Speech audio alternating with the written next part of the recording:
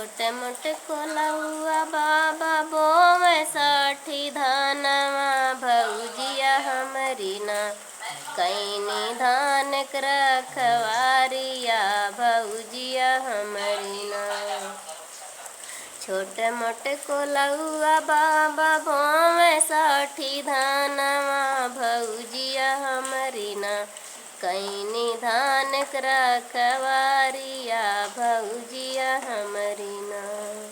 पूर्व ही देशवा से उड़ल सुगनवा कुपुटी लैगना एक धानवा कबलिया कुपुटी लैगना एक धानवा कबलिया कुपुटी लैगना।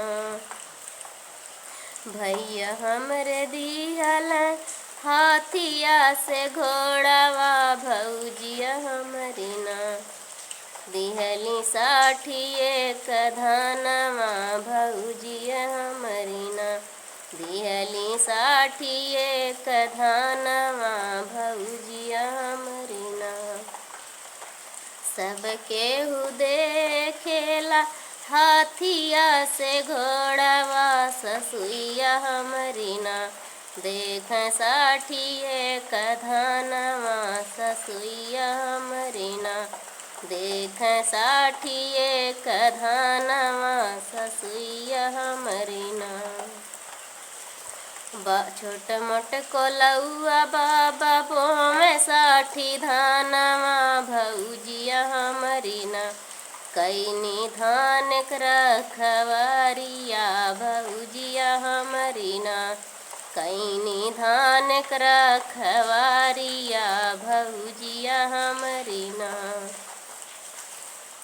पूर्व ही देशवा से उड़ल सुगनवा कुपुटी लैगना एक धानवा कबलिया कुपुटी लैगना एक धानवा कबलिया कुपुटी लैगना। बाबा हमरे दिहलाई हाथिया से घोड़ावा भौजिया हमरी ना दिहली साठी एक धानवा भौजिया हमरी ना। सबके देखेला हाथिया से घोड़ावा जेठनिया हमरी ना देख साठी एक धानवा जेठनिया हमरी ना। छोट मोट कोलौआ बाबा बोवे साठी धानवा भौजिया हमरी ना कैनी धान कर रखवारिया भौजिया हमरी ना। पूर्व ही देशवा से उड़ल सुगनवा कुपुटी लैगना एक धानवा कबलिया कुपुटी लैगना।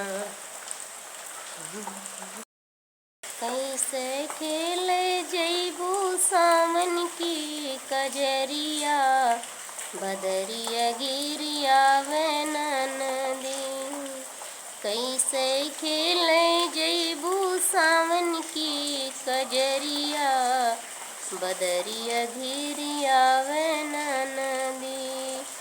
एक तो रात है एक तो संग ना सहेली एक तो संग ना सहेली दूजे रास्ता है टेढ़ी एक तो संग ना सहेली दूजे रास्ता है टेढ़ी।